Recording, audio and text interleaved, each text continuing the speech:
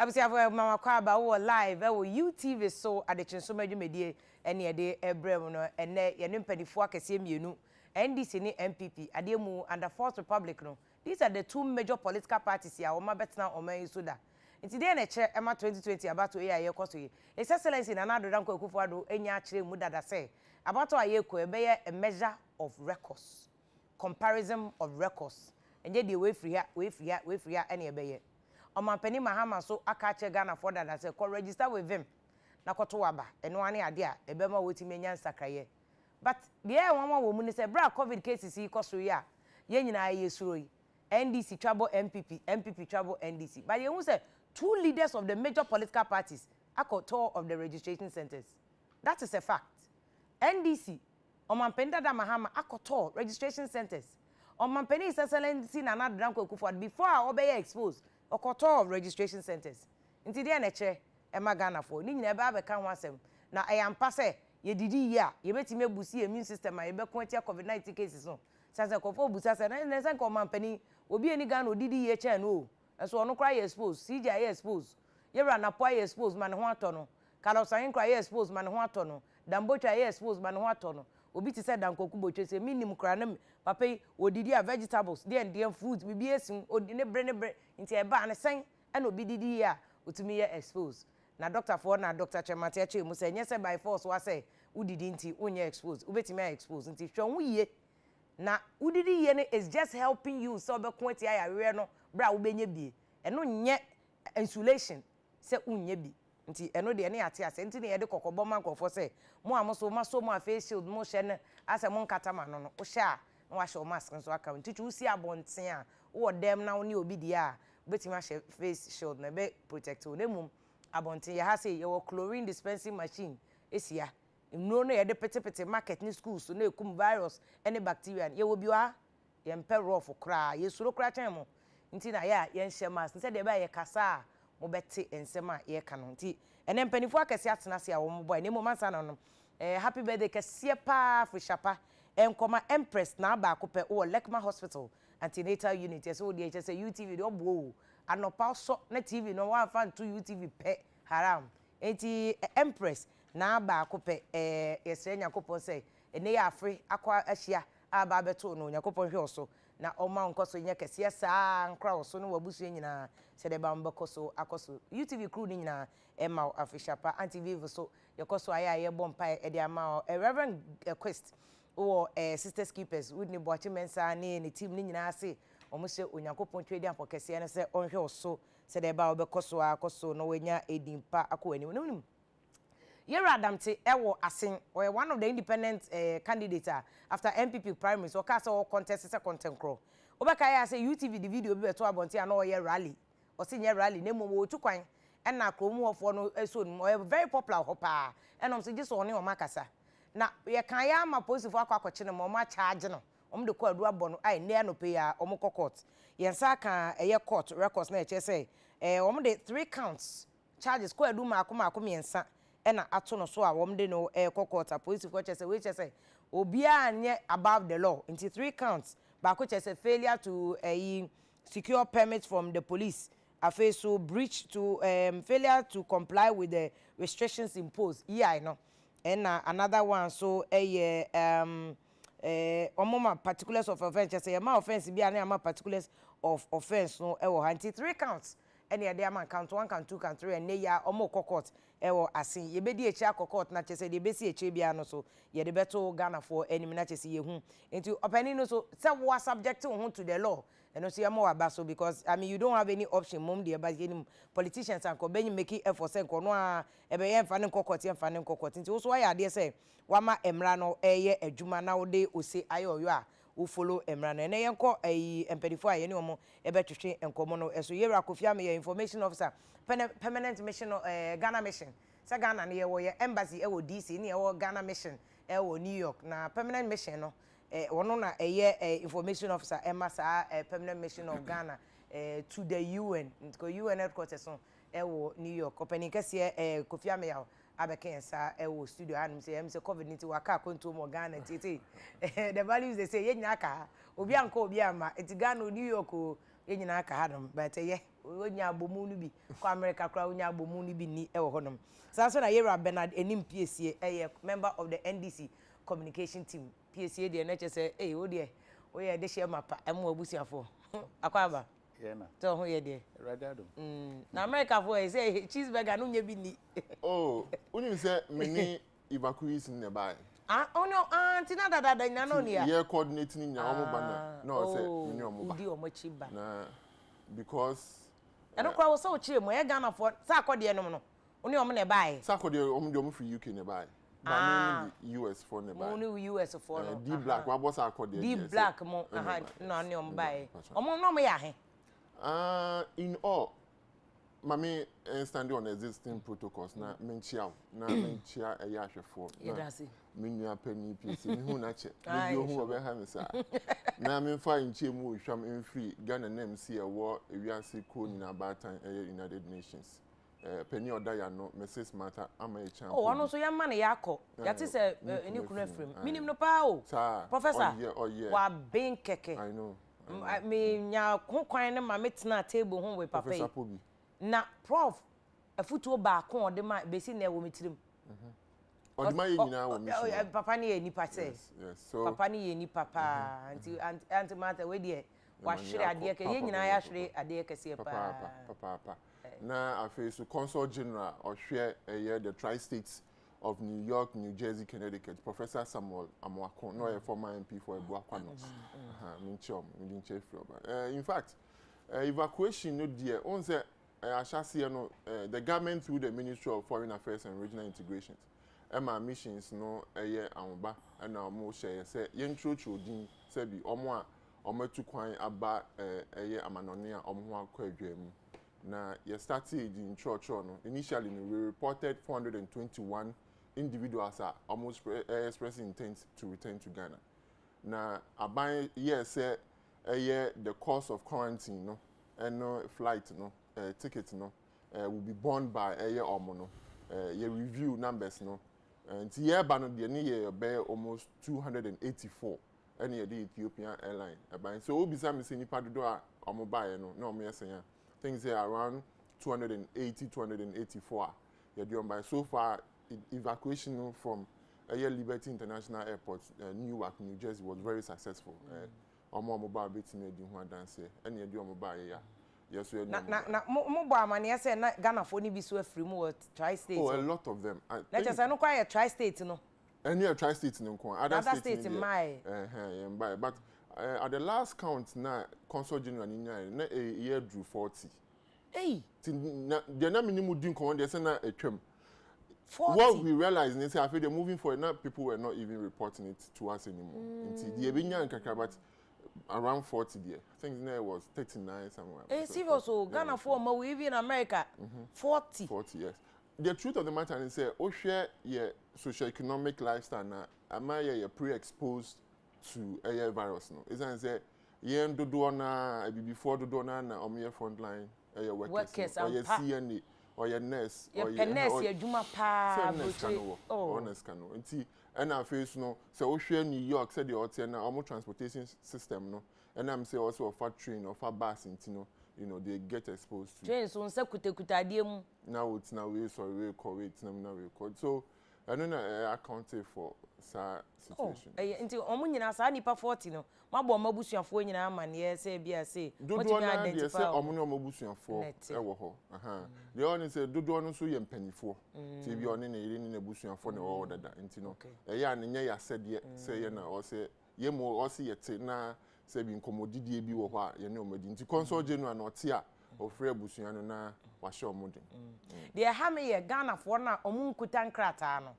nti obi ewu kra hu so o ye Ghana ni o de obi nkrata na ye adwuma bi anipa ne ye akatani ana o ye Latino nti hu nti ebeti ba so omo mawu no kra more than 40 years o kemba beyond the fact say ebia ye were undocumented Ghanaians no ebi o na American say ebi mo wa ferry ni say the COVID ni buy nti no ebia o report but it's true. For example, even the World Trade Center, you see, no, me sure say there were Ghanaians you do almost fra at that. So it happens. It's extremely unfortunate. Yeah, we dear. I mean, Ukraine, a dear, papa, not just as Ghanaians, but the rest of the world. And ye bonya empire say a drone e beba and brantem, no vaccines ne beba and brantem. Say no I so be court said ye yes as e ba kono koy no so enko. Na e wiase ntimu fan ntuma penfra. Ko de enko mumpa ahomte pass be kum Ghana for say na hwem hwe say John de che say yeah. Nipa very bubbly person na Mami fa ya come opening ebusuan for yeah I think they say John is not just an asset to the MPP alone or an asset to the nation as well. So yeah pace ma memra mo ho on say COVID ye nim say very dangerous enim amanyoko NDC and MPP but mo as NDC ko for the so bom say mo dey politics obeka ya na do call registration center mo kan ya ne enim say nka mo kobi and so once president Mahama na mo a or to registration centers and so nipa bunkam no saa ti say de na do call na so nipa bunkam afa no saa nti mo boya me ye reduce numbers no ana mo politicians mo power mo penti numbers be ko he kra mo man efo ma me fa kwanya eso na me na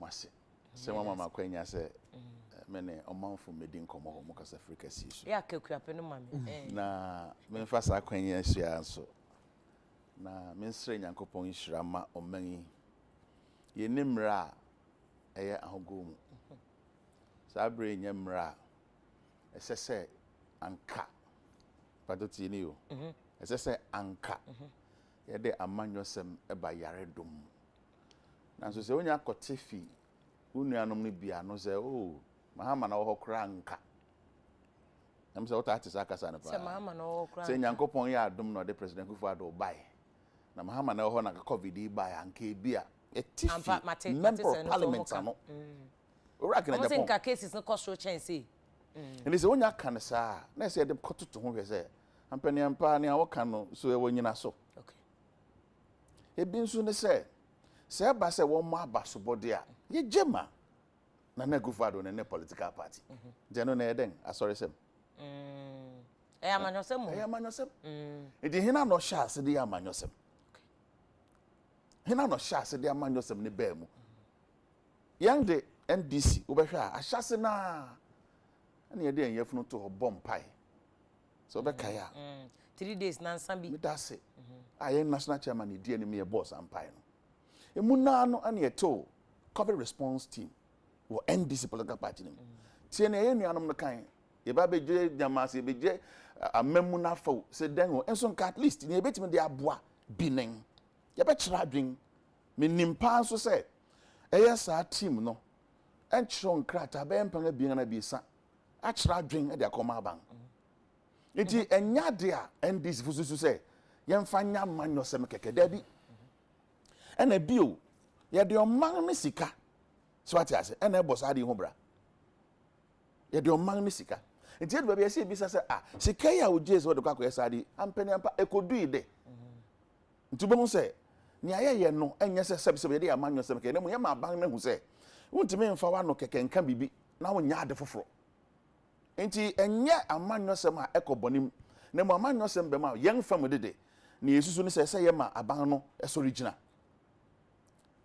afia okono yetimi edi so COVID intoka no yetimi edi so ansa na ye debi sa na se numbers no se wo hwa technically uyi omom ho ato omo no every active cases na ye wo be 4000 pe na che say na che say na ye nipa baako na ko nipa baasa nti enye pe na wo de to aman a ewo eben ye na se 4000 nka ye kakra wo yenye hweye sa hu yenye hweye ne ko fare by na se fiase we say esi dan na akwa kodu sai wo leaders anasa aban mu nyuma yefo a wo ba abontia no akata wo hwene eso nyina anya yare ne bi wo dan no nyan so no di no kware kire omanfo ampa na o abontia wo ye bibi foforo wo dan wo ho a mu na mo fa Ghana fo ho enti ubon se kokobọ ahoro a NDC ye bo aban boy be pim se na sebi o ye tu amanfo egu abonten hwene yakoso enti enye pe obi peso de be amanyosem keke na mum etoda na se o se sebi ni party se brodejo aban so ujaja na o ye nema bi a ope enti enya amanyosem sa na mom bibi a ye bo abankoko e fa ho to be kai na no ansa covid imre na ye tinwom bi so Ghana economy na robust and gina ne nanso and ne fa ko si he covid e be de abosoma he ne yentimi anyina no yakoje hombosia sika e de atofutum so ya ho kyiri bi ba ne yentimi a ye nkonkofa ne mfa memo ban bra ye de ne nyina awie akono so kwa na ekonanim yefe ye besa akwa kope bosia foforo ne da be ko na me na me mpese me be so say nipa na do so na wo so na me nyanka bi kura nya bi ye okay na no mom na say ye focus so bi anya bi ye na danga na muntu ne yetu ebema obi anya bi so ano ne ye ye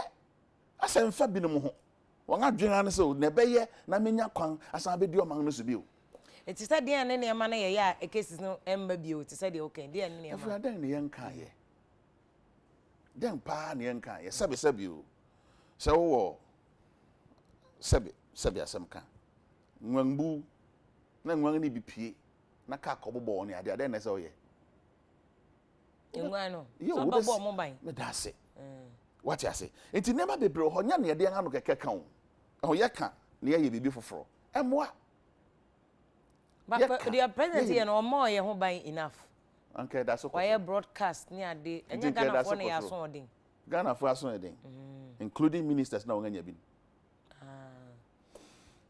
ye easy sa anya kasa ne sa keke o okay na mo nka wan kasa so won ne ye bi be me ye hu won ne ye bi okay just what can be foforo and now you be foforo because hwe ni ho a ususu say ebet ma bo pem anka ba bia ye gira mpremprenyi ka ya risky ni padodo life sa sasa registration na no dey say ye nya ne nkomo boy o ye beba so no crowd ye nya ho sunsan so ne de ba be bo chena bi registration exactly so na me hwe mo yeah it free so dey bia any pa ba pay so obi apentama ko register e think asa bri ye ni abre asoman ne ye wo manpanyin and the political party wo de enso no ni abre asoman a anka ye nya ne bi say anka ye nya ne bi say nti ye ga yensempa you ko via me meba but me what so every me question back which is that adenti e no manpanyin mahama e koto se wo ka se abaye gye nyina guma e problem and you're not a turn or corner so but maybe so because I registration so proper.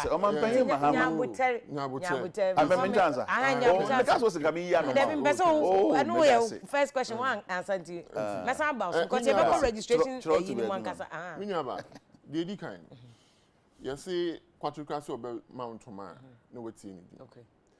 Omo ka se enka omanpani dada John Dramani Mahama ne wo ho a ke bia ente se de yehu menu omo eye adwen kopem se nya politics na mo ye no politics it's not politics kopem se enye first time a ye nya outbreak even though COVID-19 no esopa ye nya outbreak okrom hada na ye nya cholera outbreak e wo Ghana bibia there di say omanpani John Dramani Mahama went me answer anu yi what I say I don't think oda ye fe bibi extenuating factors and mitigating factors say me no ka say COVID-19 de adru no ye soso anu say de be ya ye nyina ho nkoba ase enti sa anyoma no a o say omanpani bia ye no ana o say aban bia ye no me nua ba I can tell you say eno na nanado danko akufu adu oh yeah. Share Mamin Kan Krata bi ma. 16th of March 2020. Permanent mission of the People's Republic of China to the United Nations. Almost permanent representative. Nsroma mission say what a year UN in 193. Patrobe mami akonya Mamin Kan second paragraph. I related to COVID as me ayeke. Patrona. Say no more China for and among two or more two a day saw a year yare na no. While continuing to enforce rigorous and effective measures at home, China is actively sharing experiences and best practices in COVID-19 response with other countries. A few days ago, the National Health Commission of China and the World Health Organization co-organized a briefing on China's experience on COVID-19, during which China shared the most important approaches we have adopted, such as establishment of a unified and effective commanding system, law-based and science-driven strategies, NMC 4 early measures, early detection, early reporting, early isolation, and early treatment, and mobilizing the general public. Then you bring Ghana into the perspective, and you ask yourself, say, and clearly, year two to the extent, say, World Health Organization, the penny kra abo, or man penny, and I don't go abaso, so to an amount. Because I also the establishment of a unified and effective commanding system. Yet the COVID-19 team aba, penny or dano, and your politician, or your scientist, or the World Health Organization, a year Jumada. In Penifua Inter-Ministerial Committee, or task force, or council, Ebuano, an array of and Penifua, not just health structure, no, but social and economic structure as well, to ensure, say, Yarena ye tu susano, not just the health aspect, but also the socio-economic aspect. But addressing you should not raise it and say, I'm passing my idea, I had a case in the courtroom. I'm passing my idea, the entire case is in the courtroom, say, the government has a role to play. The citizens, so yes, so you were said here. Or see ye. So I see a bisa ye who say, ye said ya na. Dear Bema, Yariana woman. I say, I buy one also enforcing. Maybe I'll come there. Remember, experts Namiati, as say, the epidemiology of the virus are capricious. I say, ye nim you soon in a bind. Yariano change it forms anyhow. So, Oba permit me, I'll give you several few examples. Osha, for example, Iran and Iraq, almost share border. And so, Yariano Iran for. By Iraq for Inkuomo. Ushe Indonesia, any Malaysia, Yariani Ku Indonesia for, Inku Malaysia for. So Ushe Krobi to say China, any Vietnam Kromo Boshiana. Vietnam is doing better, China wasn't doing better. I feel so Ushe climate, first, no near Castle, a real more Shadia, as Ushe Brazil, a real more sure, Peru, a real more sure, Indonesia, a real more sure, so Yariano, ne Kuomo. What I say? So Ushe contribute to say Japan. Near so we a bebuna unya bi. And so ko Ecuador, Sababu about 50% of omo yeno. Mantie. What I say? It is a oka say o de yare potin ya manyo semwa. Obedi do konokwa enya adwuma. And adiba ko a me dwen say aboa ana akoso ama yare na etu atese no ye nnuanu ndisi for na mo to bi o mo tu ye. Sa COVID-19 response team no mo de buy no. I'm in the process. And let me tell you why. I'll tell you why. A very serious allegation. I'm telling you why. COVID-19 response. And me to some extent, I contributed to the slight or increase COVID. How? You look at countries that almost manage COVID-19 really well. That does not mean some cases, okay. But they've been able to contain it well. To say Vietnam. Again, Vietnam is successful. Is because they have one commanding force. Because political structure and system need to say, and you're one party. So we share the last point now. See, mobilizing the general public. And when you are mobilizing the general public now, you need a common force. You don't need a divided force. And the NDC COVID-19 team was unnecessary, superfluous, nebulous, to borrow the words of Sami Jenfi. Now who here because at the end of the day no abano the year kosi and this is so at the year kosi so to me for no mo she mfimfi no ehim fa na no nko and to say PSA tina has say he is raising certain key and sensitive issues say yes ko yare na adentina mpanifo bi say also munya bi. Why do you have to even make that argument? Adom superhuman beings are they can never be exposed to the virus. Yeah, because say futu oni akwanche no mu de ye adwuma de a ade no mu de omutu menye bi. Me can bro fi bi chell say yare ni suni ni ban ye ntiase. On say recently cry ye me yet ase say yare no cry na mu framem. Kan ni eti say na framem a. Say na nka ho. Mama other factor say kan ni yase wo ye babu no cry bi nka. Kan ni cry ni say ntimi mba bibi ma ntimi ku bibi ni. Enti say oka say bi oye tufo na emo na bia kamia kwaso ndo mu ntie futu no.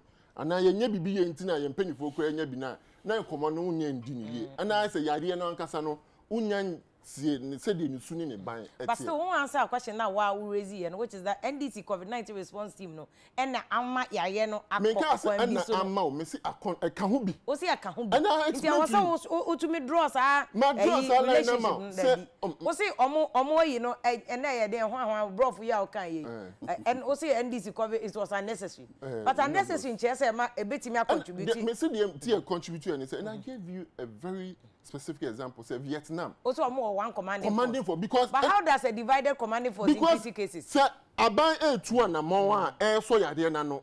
Na NDC for stop here aban say muntu anamona. Oh, na ye bi. Obviously o mate COVID-19 response. Anya bi na PSC na ha ye. O say den. Anamontu aban to no. He's putting the effort. The mitigating factors. Nti me and criticize it. Now them ukrom wonum Trump. They na Democrats for the enye emfanye no. You don't do that. You don't take us to Trump. Please don't do that. David who na free ba? No, don't do that. I can contribute me a diplomat. Me can. Me my example. No, don't go there. David, me my example. Oh, they go Africa here. David, me my example. Oko America, oko we chido. That me my example tie. America is not a good example to set. Any em fa me na me my me say. And em work on na se country be ya including UK. UK, Nigeria, opposition for ni nyina akasa. Opposition for Nigeria government officials. Me say we should have a common force, a common goal. Do we have a common goal in this country? Coming to air the opposition and the party. Ebola ba mo man ka senti NDC for. Then you can catch me. Man ka be NDC for. Then you man criticize NDC. Then you can give me the example and I will explain to you. Then you can find. Say then you can find Ebola. How say obi ate COVID-19 response unnecessary. Unnecessary, unnecessary and nebulous. Abrofa kesi na. Fine. Unnecessary and nebulous. Yet I say, but what o mani sika so? When I will use o mani sika? 100 million o man penny excellency and the buy. World Bank sika. How does that affect how you are focused in dealing with virus way? One home. Say ke omo wo sika enka US for ho nchire. In fact, say we share the most powerful countries in this world. Let me use the UN standard. The 5 permanent Security Council members. Out of them, UK, France, Russia, China, and the United States of America. Out of them, 3 of them were hardly hit. Say, kasi kan kwa dia, and Kamudi and America, me no kasi in Kamudi and Command one time an epicenter of the So it's not about money. It's about the education. See, but me a boy your home by, and I'm saying, say, the NDC response team no and misdirecting Nyoma because and you educate no almost who can be before. Okay. No team I say. I feel now connecting arguments. Connecting na me dey bedru. The American copy me say because team emufo no sebio ebi mo akra mo ngin di kra say yare no wo ho. Not just even in Ghana. Okọ no ho a ebi mo kra ye demonstration say yare ni nu ntie mo mpie. What I say. Enti say unya nkomo bia en kan che say okay yen koso anya ade ba ko we na mo we be kan we ya na we so be kan foforo sisi ani mpie tina ke kemi akọ say yare no kra ti say enhede ni bi obi na ye ndi hu no kra esan san ke ye ne sa ade tina penifo bi nya ntimi nya ba ba eye COVID-19 ana say eye coronavirus ye ya ade ba ko pe na ye setting say betim dia so yare na no eno say obe ohoro nsa o de semina nsu a etini ana running water obe show facial mask pepe kama say bi social distance ye ko be bia ye betetiti yentem enti se mo pese mu hu ade e be ma yare no yetimi aso ano na etimi aba fom dia eya yen yi adwen free aban no so kakra na mo what should be the discussion now eya me dwen say eya yen focus on no is our ability and capability to test because at the heart of the solution of this COVID-19 no is our ability to test.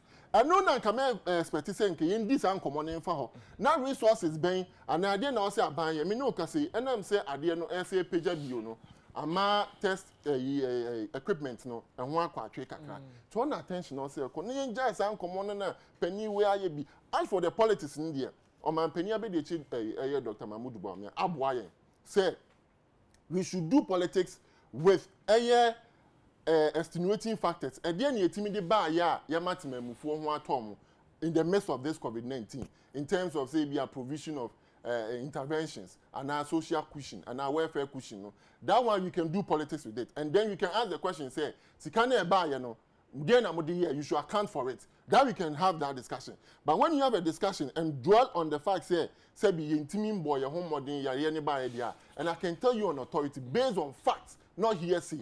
And if you look at the baby I any free any anamontu na no de buy no back I'm say law based and science driven strategies. Me no can say you find position of restricting law and fan by I am bra ye de COVID-19 on by. And you know sa for early see make one say early detection, early reporting, early isolation and treatment. No, is that not what we are doing to the extent say Ghana for free amano neighbor krana? You do almost question demo. Na what you mean? Ni abe form samples. Ni ahwe say yare ni bi omu nya bia. De wanya bi no ni isolate no. Treatment bi wo ha na dia mano. Nyame adom every Tuesday and I think Thursday biano information ministry omo update here omni Ghana health so exactly what is supposed to be done by a country okay of any member who ma answer question na me busa say adena president mama or koto no but answer question na no can say mo ka ho mo misdirect education na e wase nkankofo nya na obi abon ho ban nti mo na mama cases no kra no mo ka ho na cases no kosoro no and dey no kra mi nyaba if you me da say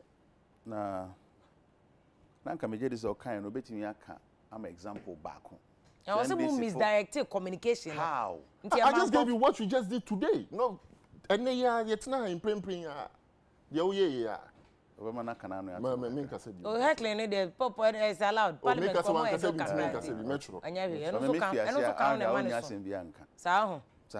okay. If you are saying, mammy, when the man say NDC, sa response team no be kind say mema obi an hohoro nensa ema obi an fa nose mask nhyɛ ne hwene sa bre na o ye lockdown obi an fie de nkwaye no pekeke adwuma ben ana ban assigning ema sa response team na won ntimi anye won mom suggesting ne ma bi sa ban ne awo ye enko ye nti kanya ho kakra afua ade ya hyase we WHO one review be our mayen somewhere 14 February 2020 okay and we be kire say o man Ghana yen ahoboa ese say ye de kokko your friend COVID no yen nya ye moa ye ho ye wo ma breakdowns e kire be bia ye boy ho modern ni ade afrey na na report na mo can management was bibia na kire say Ghana yen siese ye ho sabre ne ye okay eno na o man pay mahama responsibility there be but or can say o see Vietnam omo ko one nipa ba o say me bi say den pa na ban suggest say Ghana for nya the benya suggestion o say anka aban ne nkofo na kasa che nkofo munye sei mamunye sei ye ko sei mu de aban be kan na machia no ye chia ne sei obeka na machia nti mu ma hefa na bi si munya mu ma nkofo nya si wo be bia da mu ma nkofo nya adwene bi say yare no kwa di ho nkofo ti si mu na yare no na obia if we are some okay we jedi NDC ni bia babo na be ka say yare ni ho what be that a simple the catch was say shempa ebo ase ye de ye foto obo mpai suggesting and immediately o match ni mu ni ade mo mpai em say pu mu na yare na ga say ba mrebe say ba yare ba February o sabe na obo mpai yan kasa na na ho boa eduhin maka che I can tell you the facts yeah we was starting February them say na ontie fie o buy in chair no tie so tie fie pass abrena kon keka ni okay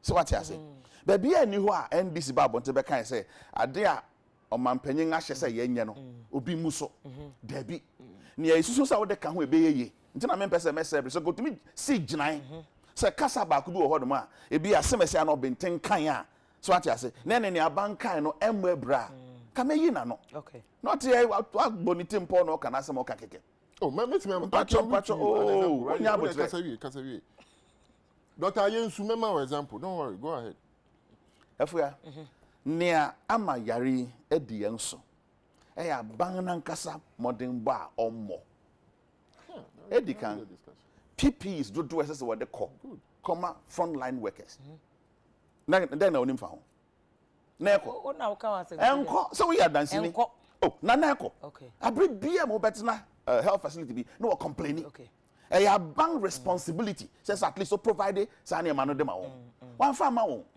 na me use school for won ko school biom no won ko chiro won examinations nipa dodo na kasai wa mua inti enese school fu bi ekonya bi ni yere ka ho nsem a yan fa subon ko ma dom mahama na ana sabi otumfo okay ana hina it is here tufo na wantie na otua na mo na ade na backfire ese se ma hu se wantua na mo papa ni a question motivation adwenko a wonti ene dokode a hyew se kwaye saade no ya hwem ne hu se e ya manyosem ene adi wani ana asa kata wani afra wani enti wo ye sa ne ma na ese ma hu but na make what pa nema bebre ho no mo a aban to one among isu say emmoa enne Nigeria o say school for and adisua no kra no ye de ensa to so obi antro examination bia bio e ya na montu a e bia well thought through wa hwa unsa ko strong na examination ni wie no ko fa yare do me ba sebi so hwere ne nkwa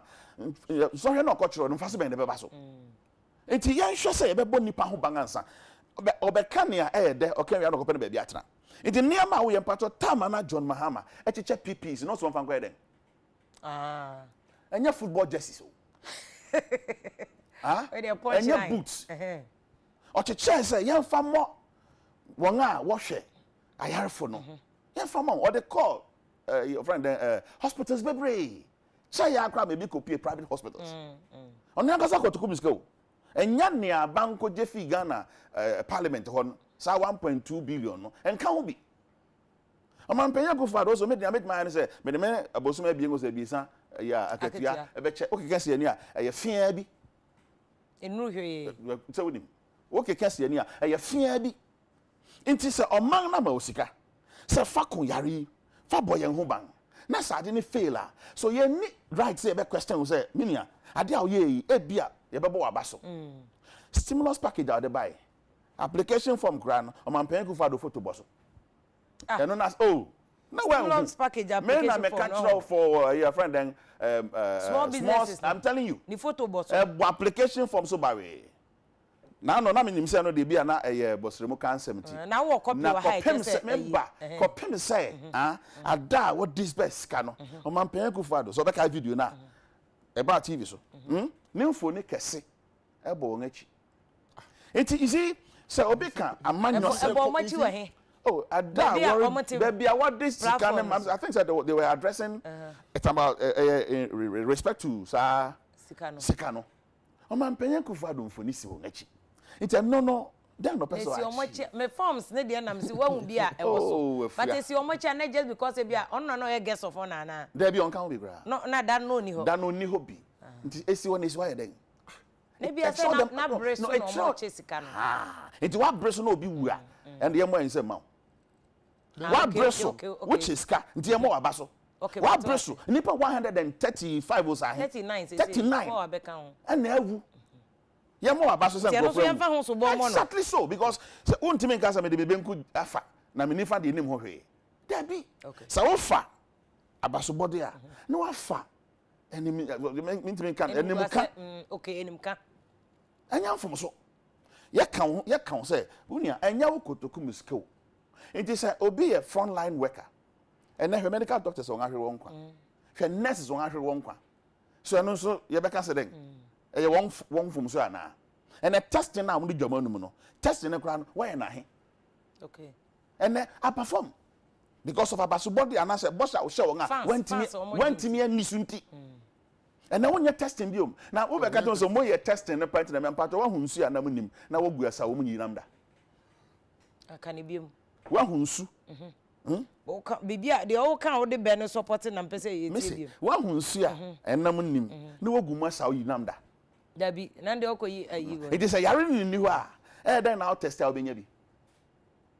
anti chese say my testing na menya nipa do that not mean say yare ni ho but say there's an effort to track yare no so is that not enough yeah babu abaso but no nchire say yare ni ho na o ye testing na e be den wanya bi okay yare ni ho nti so my testing nti say wo ye testing no kra papa tseng na wo ye ya na say dodo asie bu say yare no wo ho no na be do so dodo mi wie kra no nansan mi nuanom no wode ba no friend no horizontal anamboa I don't know vertical horizontal and vertical spread wo se fi amano ne ba eno ndi wo amano ne nsem ena ya tra amano ne no ena na community spread Ghana ha ye de ma ye ho because abre na brand bia or you insensitive to the plight of Ghana for why na drink say nia esi na ni so person nya na no person nya regardless ni ebesi and then is ebini say nkasa abre no na NIA why registration ana me boa okay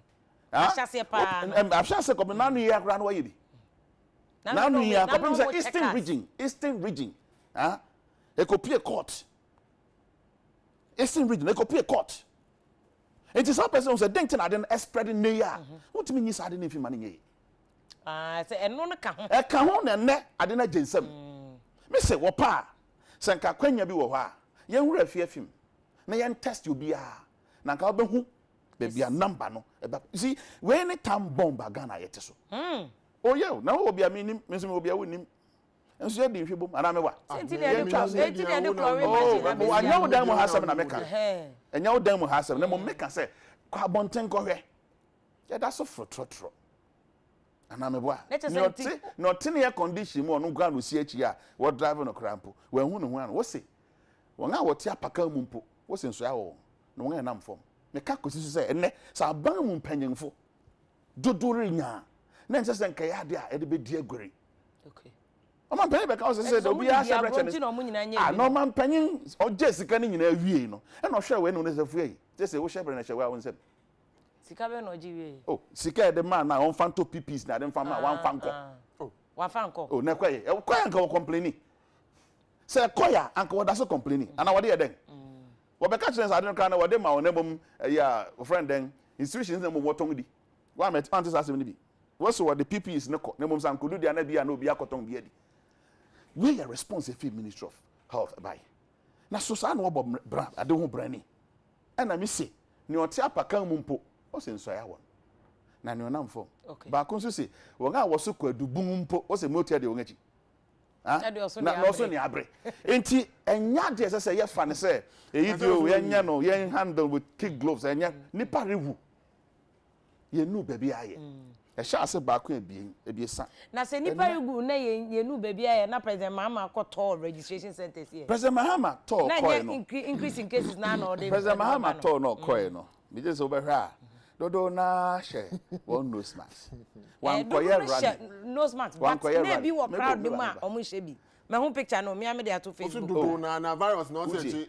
nipa answer na what e ho no we nim na say sankrofi we ti me create Facebook account on there ma president Mahama Twitter no dey akoto MPP for oh na nya juma wo dia juma wo dia picture na nye real the better na ye jadi God president Mahama wo be hwa abribia ensa hohro no mo ne nose bags na de hye no enfini kasem da enfini kasem da enti onko hwe say me kwa akọ ya de a ebe endanger nipa dodo we bia wo di mechi na mo sa oda kan penfoni oye fellow Ghanaians on there okọ registration centers na nipa be di na echi dia on there opeso endanger nkofo because wan so man nkofo so mo obi a me so me kan sample so obi wasomo bi so wo mrae eno no kese oya sakra no bu nipa na wo de sai ni je ko hia nipa na ni mutia okay so what you say enyame language ni na mo na me kan say ko so na here few excesses beba men writing off entirely but no the blame no ma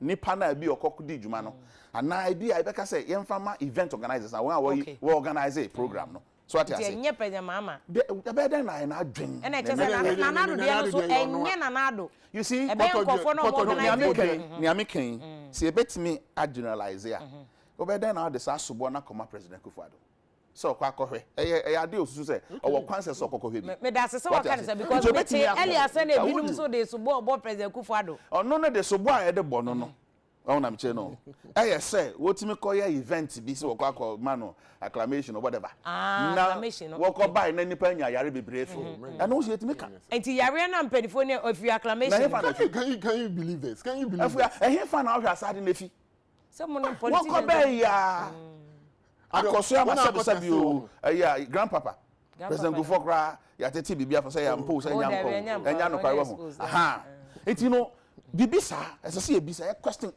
na health minister mu a then na onya bi because there be a wo de rubo no che say ye nya ne ma bisa onya wi so bisa so da bi okohome keke menim say UGMC ho no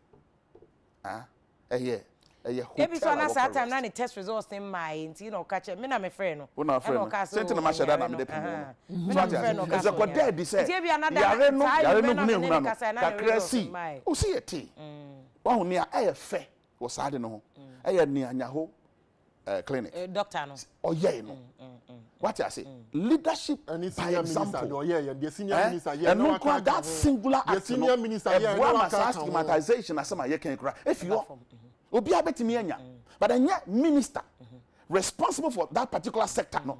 Now over to announce some was animal who they actually. I don't know NDC momo cases are monya na na monka. May I was NDC for be so as possible.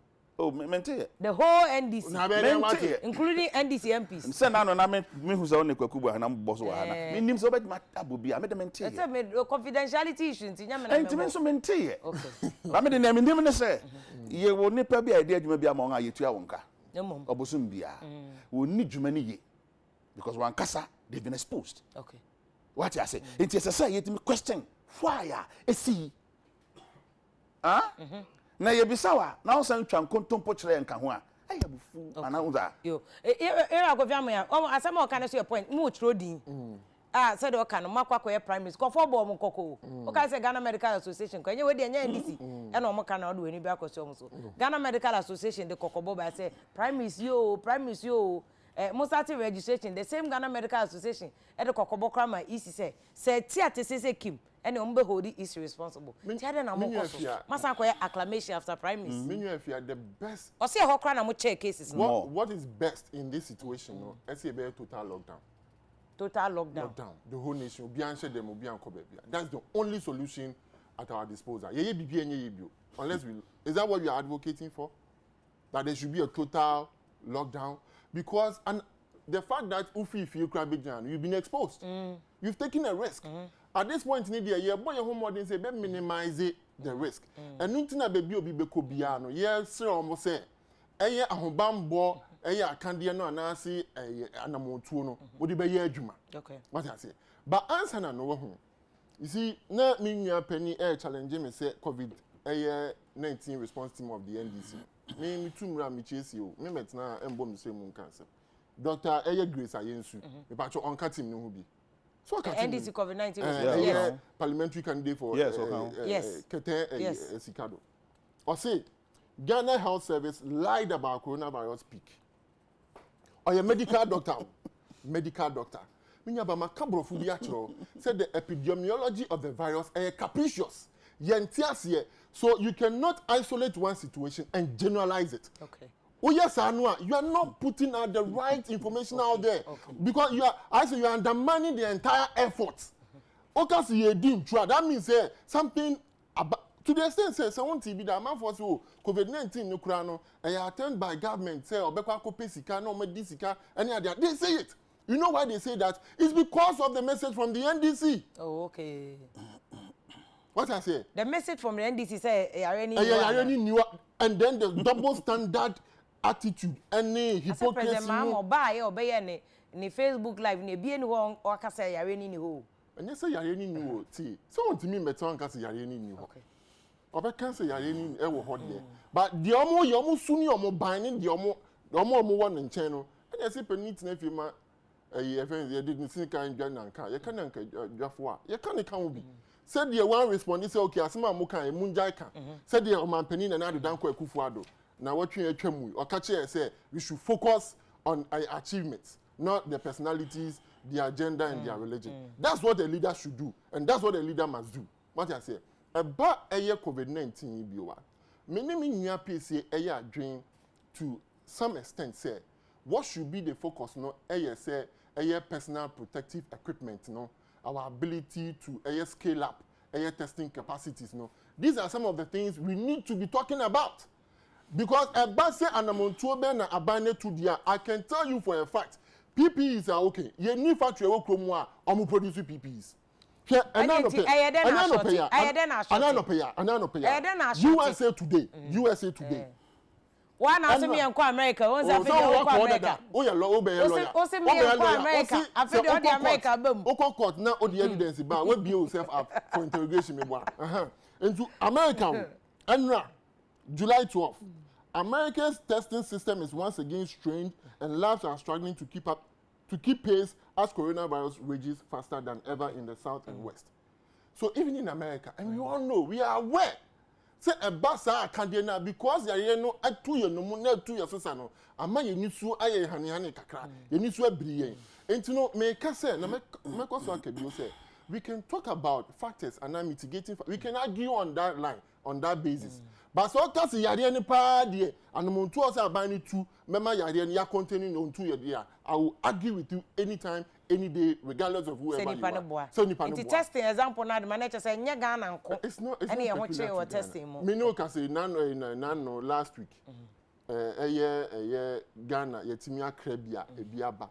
I'm not saying it's enough. It is not enough. To say PP is no enough. They will never be enough. We can never. And I don't accept the NDC forecast. Money because you can't money $100 million. $100 million, $100,000. World Bank they are mokoji. Ni nyina ka ho. It is still a PP is enough. Not just a man managing. Me mental de share ana towo Zara. Ewo America. Na nanu ya COVID-19. And Ghana kra mo Zara shop ha. Anya no so. Na me pa miso. Na me pa atade bi ato. Me na nyese me niska nsem de beto atade. I had the money to buy the clothes. But near to store nim na enye adwuma. So we have the money. But omo produce no. Omo capacity no come from because of yare no. Nenya mo na produce we Ghana hey. Me the PPE alone is and I make us say no kwa anye a component solve yare no. Me to me at the heart of the solution no our ability to test because ultimate test here and abos we or yare ni binti entwini free ni pem said they wa nko ni pem ma but it ya some onu ya be man ka say doctor for medical staff bebre nya bi ama na anu ya doctor kise surgeon no kese pa wa free mu before no professor Ru asu free mu nti doc me ne doctors akasa wo UTV so ha ama doctors bi kra ka say ye ne ade esika na eto PP eno no EPSA ka say eno ye indication say mo faili say PP keke ye faili o ka say ya failure that's not fair ye o ka say ye mo nye ina fa no ye ka say boya baso that's not your objective and constructive criticism. Hey, my admit say we need to scale up our ability to do more. Now we can about secondary school for ya. Say be a school. We say 10 schools. And on my record be 10 schools. And what has government done? We share the update number 12 measures taken to combat spread of coronavirus. Now you a school for no so munko school. See they can. I see all 1,167 senior high schools in the country have been fumigated and disinfected. Each student, teaching and non-teaching staff, invigilator and school administrator, numbering some 800,000, will be provided with 3 pieces of reusable face masks, i.e. 2 being provided tomorrow, the day after he spoke, and then the 3rd within a fortnight. Nevertheless, I encourage all parents to provide their wards and children with at least 1 face covering on their way to school. A total of Abuchew de brofo na ye ase but me person me can complain say hold on. Mo de nkwala no maka nkwala no say uko West Africa Kenya for omso mo ncho exam so just next year Nigeria so mo ncho just next year Ghana nkwa because me person mo ncho nkwala ni South Africa okay but the epicenter of Africa Cameroon na o kan enipa be over 300 na ewu eso ma bie school o ma bie school oh, you see, and I make her say because NDC a raising point say, open NDC a raising point say, for the first time, my penny Ekufuado last fellow Ghanaian broadcasting, over 2 days, Sankorani told me Ekufuado graduates. That is on my penny. They were all more than that. A man for say a Ekufuado graduate. Sano Kano, so a man for say, no, city. Oh, no, I saw me a Ghana for school for. Yamano, Akunya say on fire a cheerful oh, Jadion, Unabeka Samami. I don't want Ghana for one. And now, what all by say, brother, what is it? What is it? In Comono, dear Yabeka, and I'm about 20 and much on.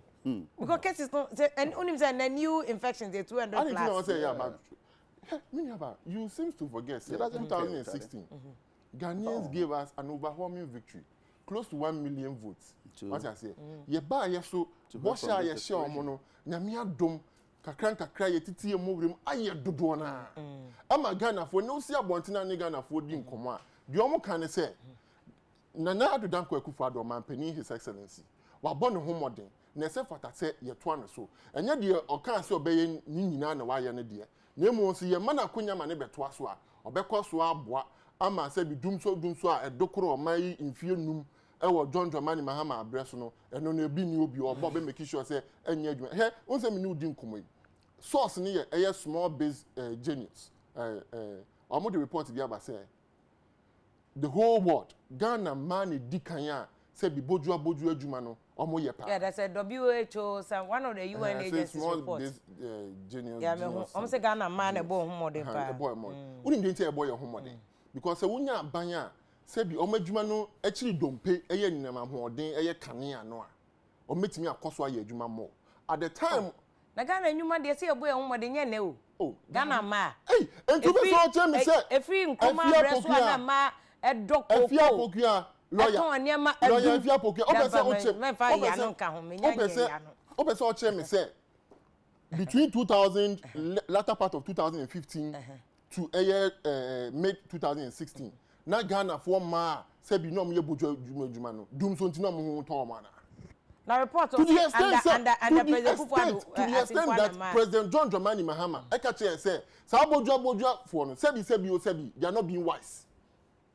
Okay, and they say they are not being wise. Say omo ntimi use generators to announce in the midst of the challenges power shortage, you know, if they will not be able to use generators and other means to power omo the ejuma they are not being wise.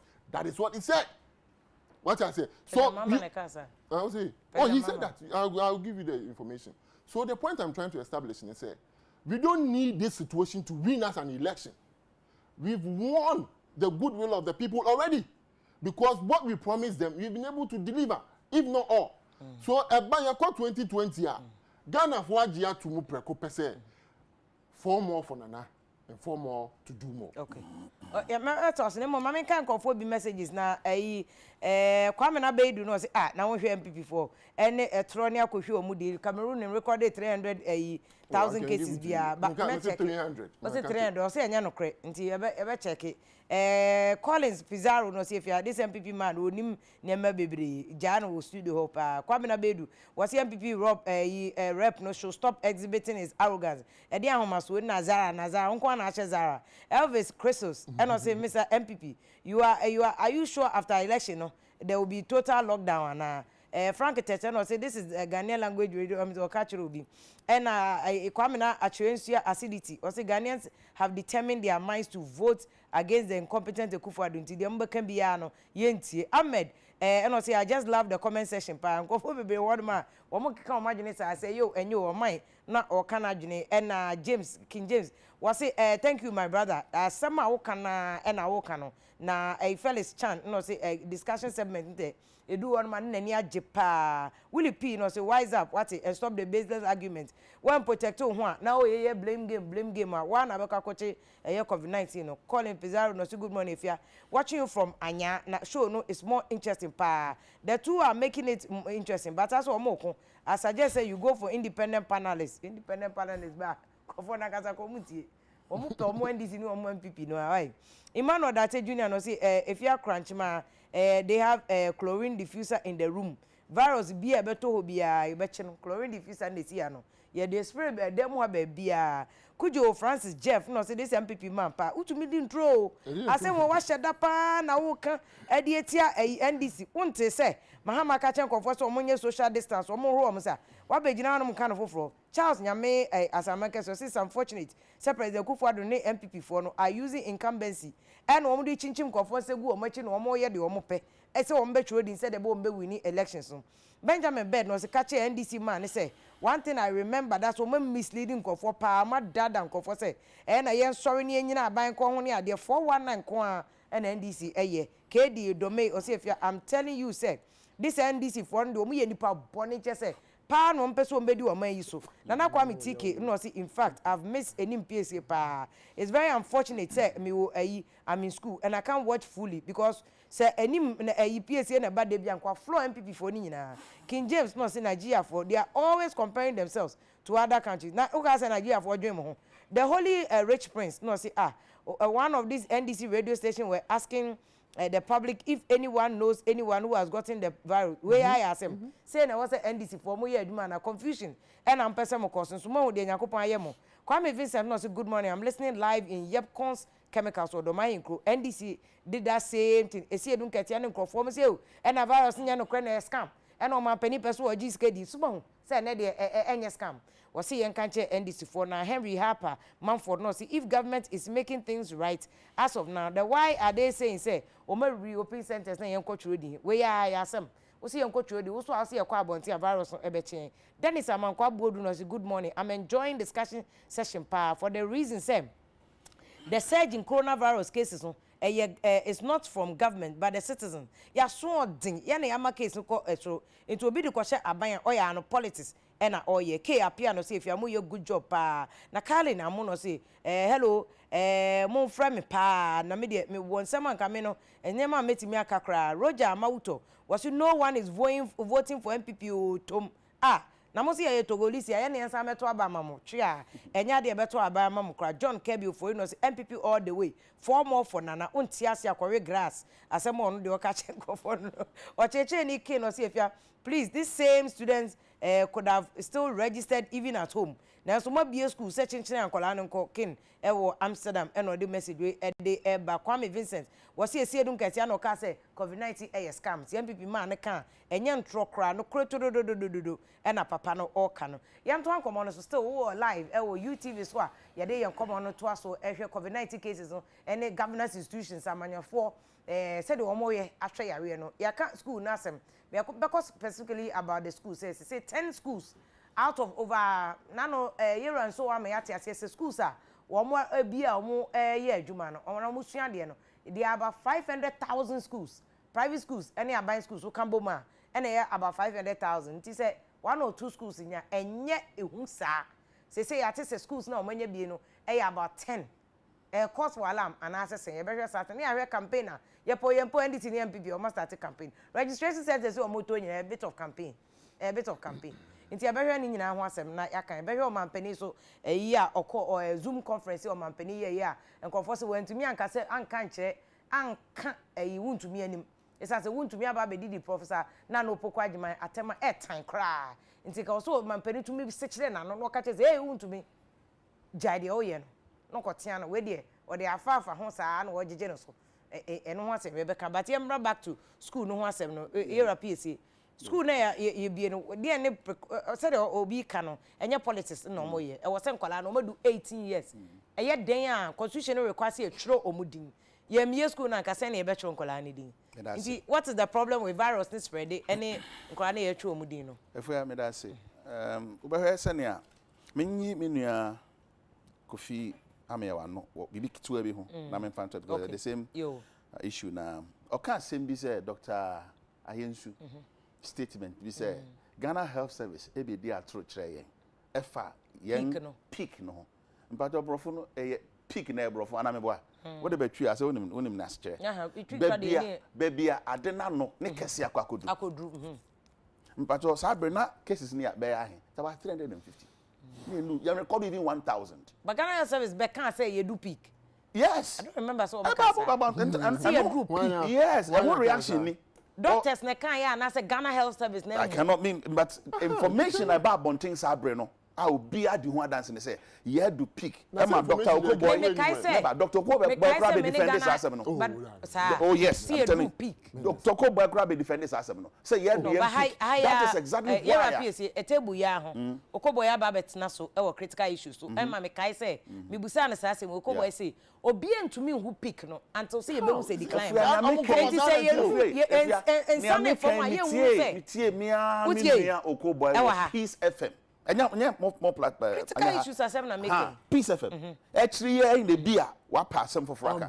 Because what they told us, they say, well, you use science and data, okay, to explain the peak, no? Say, then I would do her, it be a name of a drop. That was the expectation they gave all of us. So when you're picking up a 50, then cost will be a bed drop. It is around 350, you will peak. Then you were about how many? You're 24,000 24,000 plus. That's our peak in any panakino. Okay. Eti mama na some kind of accident ye encourage you be say onya near me man na COVID. Because already can wait to defend as someone or kato NDC response team no one modern bo I want kwadare mu I will bet me the aboa bang puntu.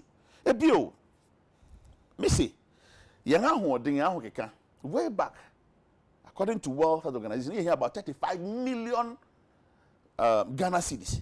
Sika na yenya sa abre na ho boa na aboa no na ye 2.5 million. Eno na egusu ya ba bepem ne.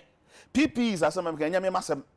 Na mama ya de a eda bonto obi adi ho adanse. Eye obi responsibility. Ya ma uska. Enti ada na enko aso me yem bisa wana. Sa homa so na me ka say wonmra form.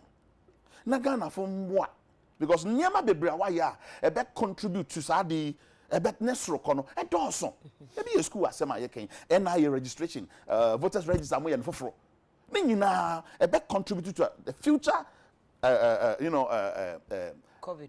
COVID hype or whatever you call it eti so be bro hwasan ke beboa but me mbra biom efe e school fo no e den pa ntina sabio ye tu wongu monten to say won konkodi sesa na otwa bi ngo sesa bosom ba kwin no fan kotro won sohwe enso hetro ye betima nya kwan bebre a mo fra be fa so atro won sohwe enhia so be ko school mu hansa sabi o sabofra ne ko akotro no sohwe no wasan na achi abefia ne din ebe ya mana ene sabi a o wokoi ne maame ehwe se okuta ne nose mask awahye anya ekura no ama no sanitizer kitu bi ahye bind bi ama ho afia unso kan memua because I am contempo no kan na president address o mine no ne ami no kan yi president address o mine abaiche fellow Ghanaians no no be ka kire ni o kan ni GS so be kan hu am de o manche na me pacho ko hwe mofra ne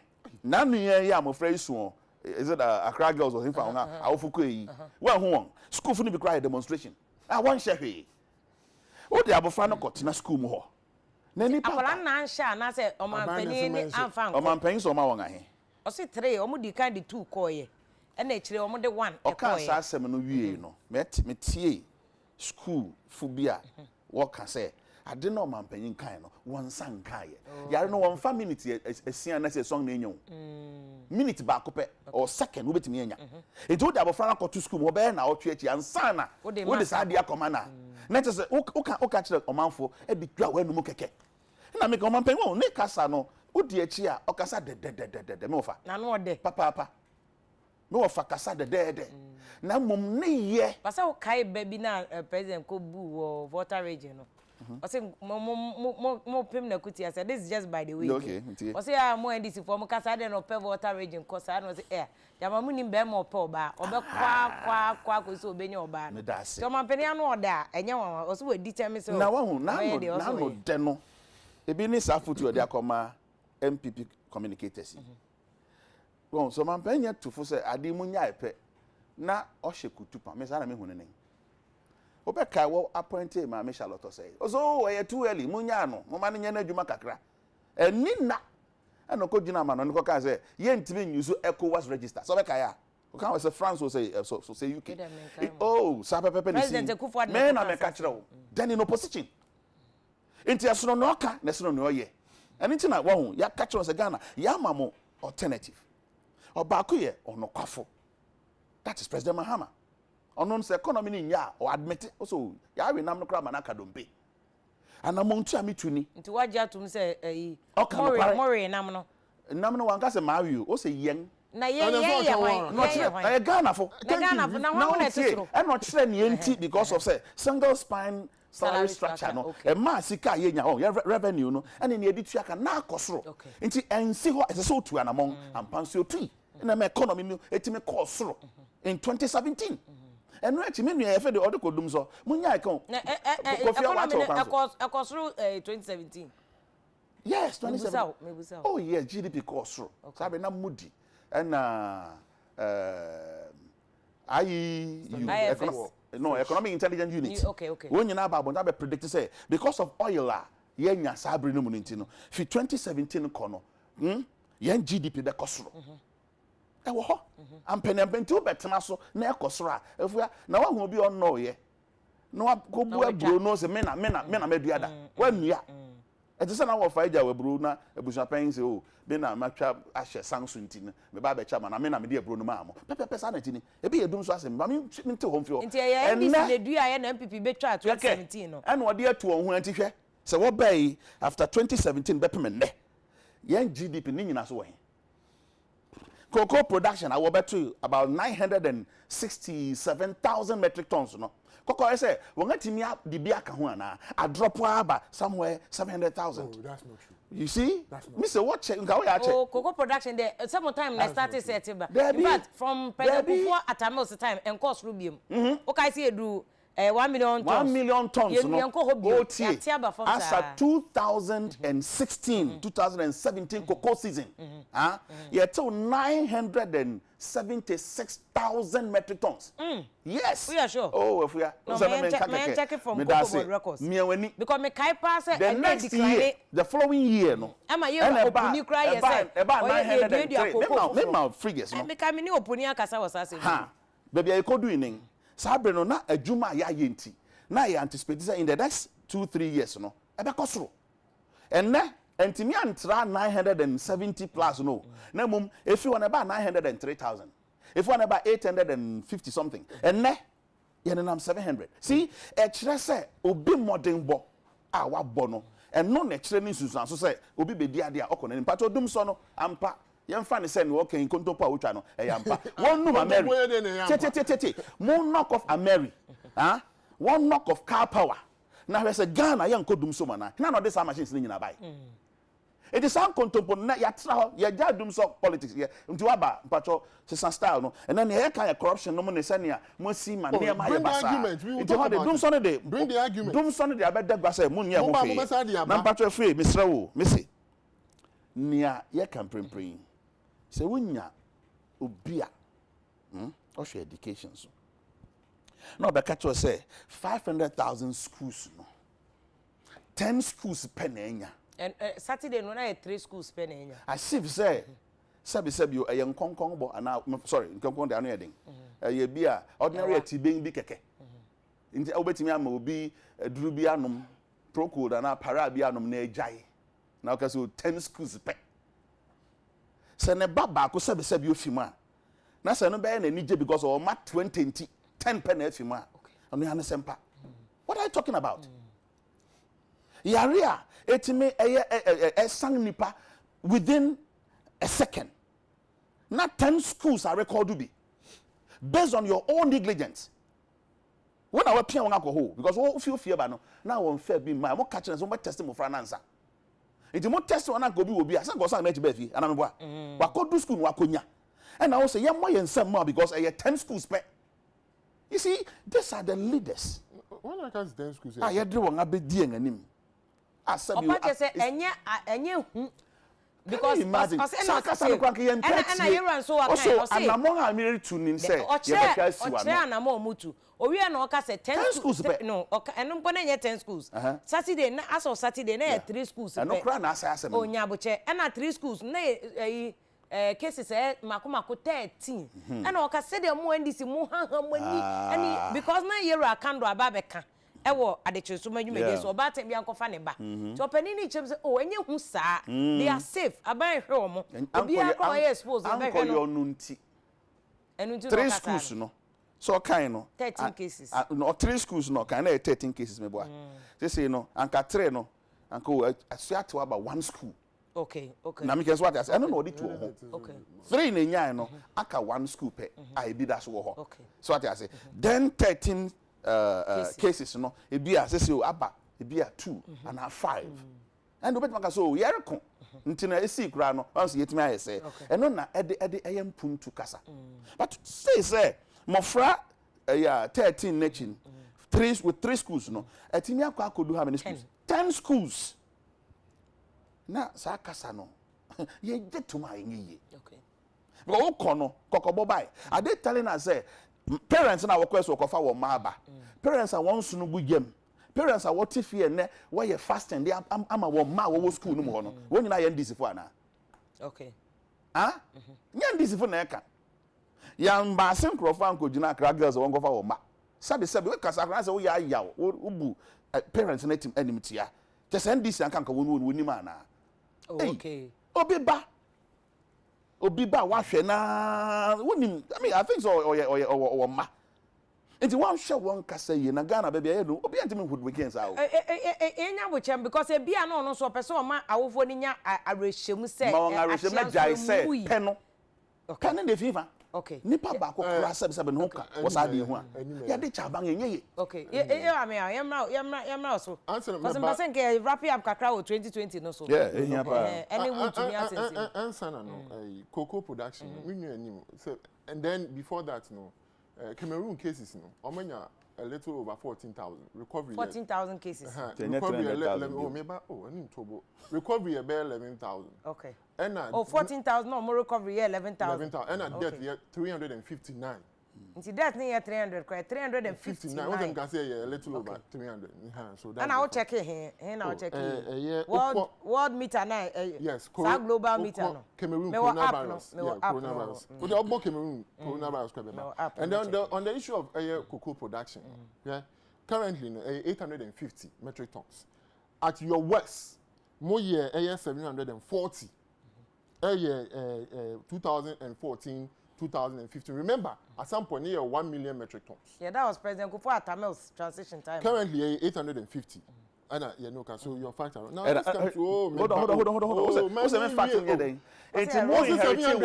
Also 700. Check also 700. And don't make your own argument. No, okay, yeah, true. 800 no, 2018, 2019 cocoa season. No. 2020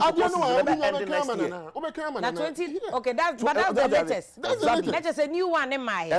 But I mean, 2019, Oh, no, just the actual case, but a projection. Who any projection? Come expose. But you see, my catch was currently no, you're in number 700,000.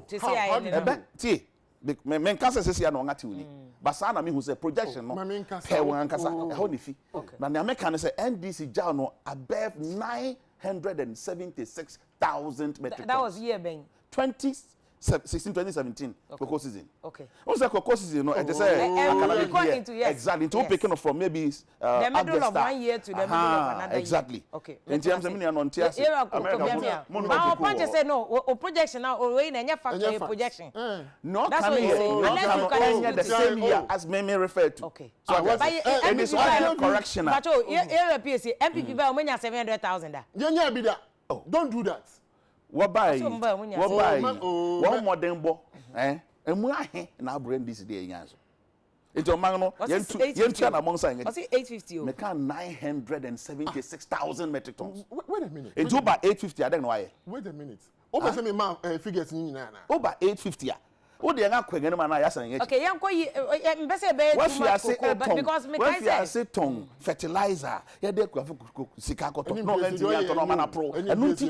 Okay, o de twen no wie ni point no me check o year on year and from 2019 2020 starting in fact from 2012 to 2020. What I say 2019 2020 timinim 2021 now I can 2021 me bow I'm giving you the facts. Cocoa nim say no way no fa I mean it's now better now can say me papa you cocoa here what are you talking about wo anka so wa do da Jesus Christ amu me enu nya mado da wo cocoa afu papa he da so do me ma do abeda e wo cocoa ya ka cocoa za abe nkoko gwakiti and then you say me ndo na me wo do wase na wo duai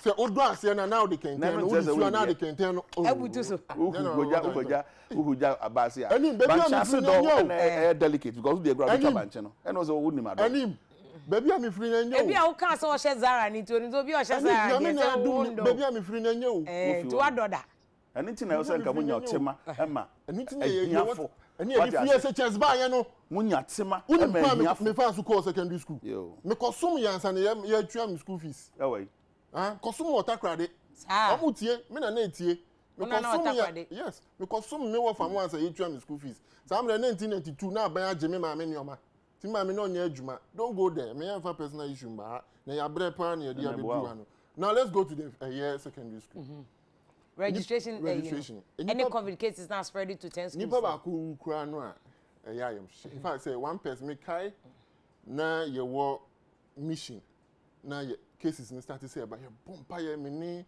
ye research team ye bompa ye ma coronavirus ni bi mba March 11 12 morning ye say 2 cases ba ku free Norway ni Turkey ye ho anto ye da up to now to one case crab banwa and you say NDC for someone am de buy yes o de don't make we are yes but one case cry record ya am hye me say me hu say Ghana Health Service penino ebekasa na me bonya me mpa say enya ade a eba form say na say we monitor kakra I say on the average decrease at an increasing rate eba form kakra. But having said that, no, eba ye nuanom a omo kọ secondary school no a enya ban boapayo de biara da say ye pese ye expose ye nuamu kumano for our electoral benefit. We will never do that. Like I have said, your policies and your programs, any your concrete proposals are ego aponosono enough to warrant us the victory in 2020. What I say, no, we are more concerned about the future of AA students. No, inti akande bia se dem di kan catch on. Ya here ni die ade ba coupe e na aye setting. Se o horo nsa. Se bi e wo nsu a na wo de seminar ka ho, wo sanitizer ka ho, na de horo nsa, na wo show facial mask, na no bi di nketa ho dia, na matete ntem kakra. Now the question really is this. Abaya said ye eno no say edi akade na betimi dia ba man kofo enya biom de bebo mo ho ban. Then you raise the question. Say tama omanpanika say ye nuanom enko school no. Or the akade ne koya na. And yes, the government provided all these logistics are ebetimi ama bambo no akoso. That does not mean say ye record cases the biara da. Again, me say enkomo no where it should be the fulcrum and say our ability to scale up our testing. But or say more mask no kran command kra no. Wanti. Yeah, how I need to say the propaganda your money biana. Oh, what's your name? How far almost your one at mask no. Why bonidin or kasa we. Oh, we fia. So then you say easy to say. Na so betimi about it. Obetimi about it now. Oh, awufo bi say PPs ni bianko. But in report he started you won't say about time bia ka say bia oh me ba no oni mask ni bi na me ana mato onte bi one case. Oh, me share anti. Oben is onim na eko. Efie nyesa o masa. Efie nyesa o. Wo former organizer wo US Samuel Japan or hwe or taxi Mrs. ya. Intimate on ga je say ye wono ho a ye nim de ekoso. Who na taxi o? Samuel Japan. Oh, NDC former organizer. Oh, New Jersey or taxi me ha. What I say? Intimate kan je say ye tena. But teachers no any teachers dey because I mean any teachers dey because I know mukasa omukro munsan kan bi na no akra ha ya teacher ni ba ko be ka say ekola nde ye mo nyina bi but omu teacher for no omu enye bi ne omu na do ji atu no say there's a gap ma kan brofi bi wa ha say so o ka say ya failure na ye nye bibia dia no dia you are not being fair but o ka say e be more room for improvement and now we have not done enough. Me no, I will accept it because at the end of the day, no, at the end you who ne fire ban you who said you suni ne bante. Ti ade chini ade say nyina no, omanpani atikua otie futuo oje adwenkyere na ye tu ho anamo broni beka say we are following the science. The science ne beka kire no, eno ne edi so. Enti me de me nka no tintin bia because me nua PC ne dom no. Omonya omadwen say omobeji atumu say when it comes to the fight to mitigate and contain the virus now, comparatively, no, relatively, no, Ghana, there to the extent say, we are simply for a boy abaso. Of course, Omono, the young Babem, and to know, say, oh, WHO, I'm Ghana. The young WHO, a bomb, oh, Tedros, oh, and to know, the point is this at the end of the day, no, Macan say, the huge responsibility na so die kese na edaye ankran no so say the bobo your home modern na ya boy your home ban me gidi e mapa say aban de also ye bia owa ho pe ene owo opepa ne say ode sa anwoma ne beba ami yetimi aboy your home ban na emu no yeso yen fancy eni so say bio ye bebo your home ban de edikan na say the opani bi ba na o say the ye didie mutie no anwa aduane no yen jadi unya America kra ye djuma ne se de ti okromu de bia ye tena fa akosa o esa embo eno no yare no we are exposed to a wan hwa na ni morbidity no ni sunsun yare a fa ho ba no na akoka wato nti yesremo ye share pp na ye tintin yapom kakra o sori anopa e bia o sori no num a so ye be no na ne fa na wanante kakra e bia o street or one and take kakra o hu team fifi kakra wa be dware o kwa make sure say we do breakfast enye breakfast me nka se so chi who what tricks we nyina na matena ma mpanifo nyina nya bie napo one enim breakfast di eche napo ne wono o ye education minister onim se do hwe no hu ye ni ade dambotwe na me ga me akra minim ne yire ye maame aje so bedie di fruits ni ade nyina aka ho health minister ajima menu ono so regulate ni de Carlos ahin crash nti wo mu nyina anya bi voter regional minister say wan kan de anche eno kwa say no pani ni ka say ne ho ato no o si je say nti munim aduane didiye ni ade na ne mo nya bi o kan bibi say didiye no em prevent wo ma unya yare no wan kasa odi tu mu say udidiye a eno nche say yare no unya bi udidiye na say yare no unya bi kura no a o immune system no e fight yare no e ma ne ko yare no amiya mani enka nche ye wo say unya bia na e do kwa ne sa unya bia sebio o hunam akra no etimi ne yare no ko na ekun obi wo ha wanya bi but we huda what I say obi wo ha yare no wanya bi but o system no ankasa unya yare in fact obi kura wo yare ni bu wo ne wedie mu eso onyare ombo wa ne tinye ne ya ne hunam nye ne mre what I say so the point really is this aduane die new year no and contribute na wan kasa wa fight of the virus na bro ni be kan asymptomatic now born apo for example me GDA mapa me nya ne doctor me nya scientist say enye ebia nka aduane pa nka odie no a ka ebia na nka enye de pese yetinu na yete ya ntino yanko 2020 so ne hwe so far COVID-19 rally ni ade de ebeba form kakra ba say political parties akese menu NDC ni MPP nyama for registration no e de year campaign bi sa na PSA kase o mampeni kwa kwakoye Zoom meeting anka wo say obi tite wuntumi ko so otumi sechere ne sen aduasa mienu wo chance wuntumi maami prof ya udi na tem enye wan wagege no so saa yanhwe how all that will play into 2020 mo I don't know some people for mo yam hyehye mo because of prof entrance now about politics my bi maka so won hyehye danye because Ghana hakra man to man na hyehye dan change dynamics no but benefsin aya analysis so say be change the whole dynamics of 2020 am ahwe am ho be che mo 1 million votes na mudinya munya biem the di kind no sebio politics science what I say you can see politics is science and means the pure science if you am the bako 1 + 1 is equal to 2 or the chemical we good chemical we ma reaction we no politics was size su kakra no so you can say the AC dada no ebia it has a replica effect so you ask ourselves say in time past though the political party now ticket no so no the running mate ayo ban eso there but you ask yourself say in time past ma ye dey o ma ye running mate no e dey value pa ana dey an keka na in such a be no mo dey ba the electoral fortunes of that political party if we have science or fact or data that suggests say ebia sometime past no the be man buy or the oba buy no onya more votes than previously yeah then the argument of benefsin will hold a little bit that notwithstanding I appreciate say NDC nye small political party obetimi aka say obeye that comparison to a larger extent but meka ko we say the value is the same with mami prof nomination as ye choose no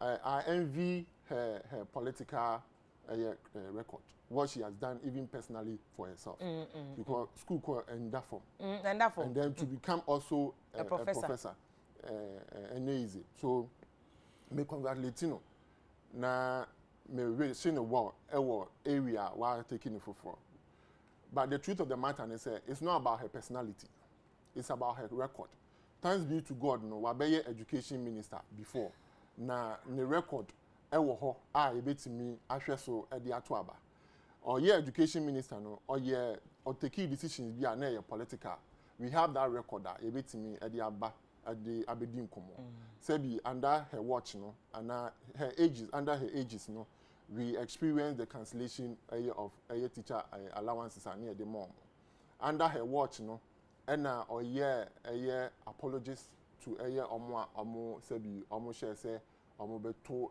maami her lordship maami George na wood omo beto ne mo na any Sofa Yakufu any Supreme Court penifo omo te the apex court of the land so the record is there And it's clear, say, when it comes to education, the almost 4 years of Nana Addo Dankwa Akufo-Addo, sterling to the extent, say, see, you compare the onon in education sector. In fact, other sectors, no cry and it defeats the entire hope na the NDC has said, Ebiama, many tickets, no, even free education alone, not to talk about improving the lifestyle or the quality of life of teachers and making sure, say, a car burubu sa policy or they buy say, we juma for almost 2 years, near 2 or 3 months, penal, the big triasa canning everyone. You know, the mess she created and she left, you know, ya baba be. So we in the MPP, you know, we also have a very demonstrable track record. A dead DPFA say 2020, no one. Bosha Yeshe Ghana, we gave 5 thematic areas. Oh, they are summarizing because they are 2020. Mate, summarizing, I remember because your final comment. In some ponumwa, you did say the baby miner, good governance through the formalization of the economy, and only a digitization, and now the technology by Juma. We are doing it. Okay, we talked about education, providing quality education and access education, including free SHS. We have done it. We talked about moving your friend is a macroeconomic stability, no, you're based stabilizing. No. We have done it. Also macroeconomic indicators, no, baby free any baby, we have improved upon it. We have done better. We talked about industrialization of the economy through the modernization of agriculture. Planting for food and jobs, diaba, koswa, this ejumano. Ya kasi be Ghana ho abenyam. Ama ewiase afana nyina aboya baso. Me no kasi catch me ewiase pani bi a onbo Nana Addo Dankwa Akufo-Addo abaso say Nana Montuo efe eya akono me ye adwuma wo eye ewiase ku ni abatan. Say Ghana make case e wo UN General Assembly eya akono keke. All the committees, the 6 committees we are represented, your contribution, okay. So, Nana Addo Dankwa Akufo-Addo. Because almost say their fans, almost about be about my fans. Yes, UN language. You do one good. To say the Omoko Parliament, and now media for media encounter. Good morning, Mr. President. No, maybe you and I inform my Benny inform no more diplomatic language. How many appears here? You final comment on 2020. Yo, me that's it. If you near a man paying Akufo-Addo catch any communicators, no, we be Tianka Beboa. Say, we be share one kasa ye. Because say, ubi enya bonnet, now person money dang bonnet editing. No quarry, painful say what kind of back up it. Contumpo, ube can. So what I say? Because we try to run and no. Hey, denga. Ubi baby says, oh, na nya na say, we say try tribute. Maame no odo nsa kan baby a enso. Wadan nsu. Ubi time so mana ye. Debi. Odan me freezing na mana eyes bra. Be freezing no. Yes, some be freezing eyes. Obi freeze voter leak. Ha? Eno na make ho asem.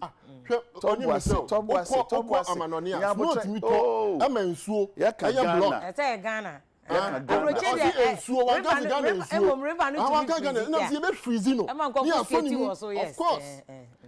Indian Lake. Final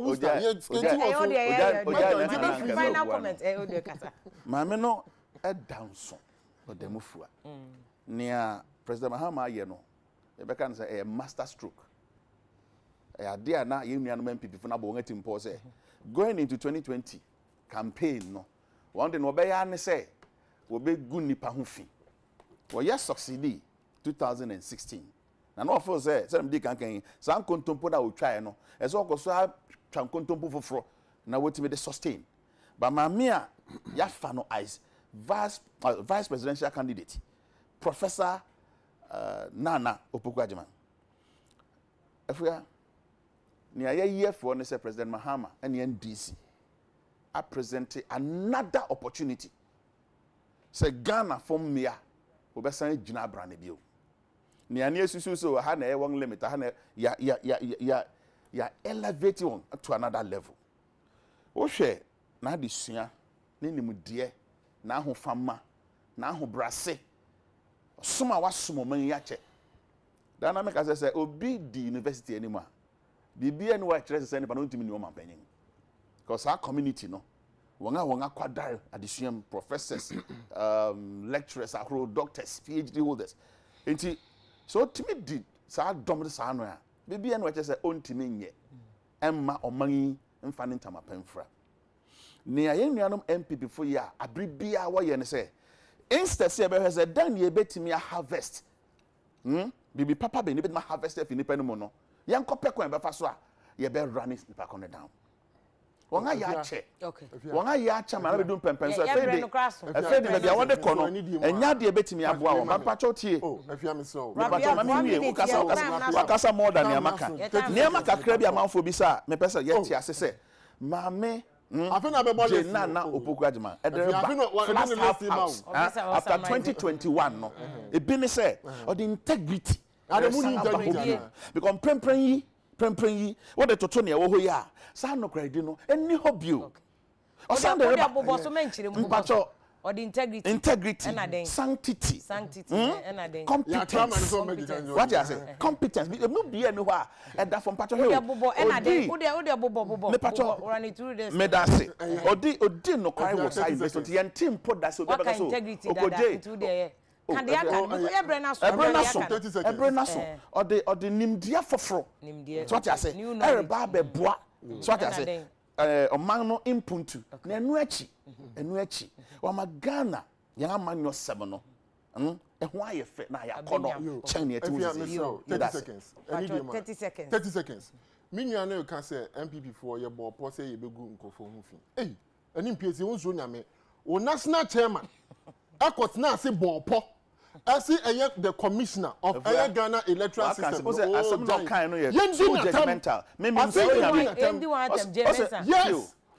This time I'm giving you the opportunity. You can what is what's the means Nsroma? What is our word?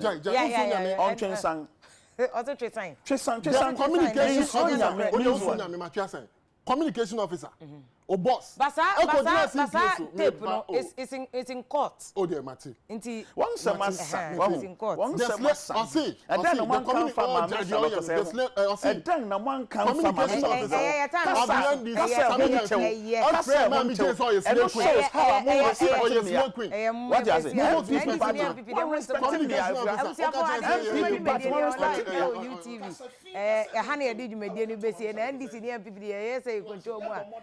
enye kra nti wan kasa decide ma ho say 2020 so wonye nsi wadwene pise obetoa ana betoa ma third force bia na wa hyase afa ho adwen na wetumi take decision yisita Juanita o osu ya chia pa say wo hwe UTV e dia ma Bishop Kwabena Ajima Pempe ya da asese wo so o monitor na wo hwe na do adwen che eba nyakopon hwe mu nyina mo so e na ye nua ba Empress na ba akope e wo Lekman Hospital Empress ya so wo hwe UTV pa na wo birthday nti UTV team ni nyina Despa Media nyina ma happy birthday ya fa si anum se ni fa seda kese ma wo so utumi hwe ye na wo do adwen che so ba ya da asese wo do adwen che ba ye e na ye ka say at the end of the day one ka take your decision so betoa anasa onto ani nyina e yo de aseda kese enkoma production team ni nyina Pamoni clothing e wo osu Oxford Street so eso photo club nche wono ma odu wono ma ka so hwe Pamoni no mama ntaye ti apo a wa wo na mo ko adwuma ko interview wo ko nipa mu a wo pese nipa no onyam de kitikiti bi wa hwe yi na woni magu ase na chese waje utususu kakra bi a ubenya atade enu da o kama anti free yesu ya the boy fashion jewelry e wo makola wakra kwa watches ni ade magnetic watch nya fe na wo kote so na no nsa ye pe oye ni se ya na de atare na ode ama ne rings ne necklace ne ade nyina na etumi abo ase da kese enkoma ye production team no nyina yakopon ya admo china ye be san to aso be fe me efia pokua yakopon shaw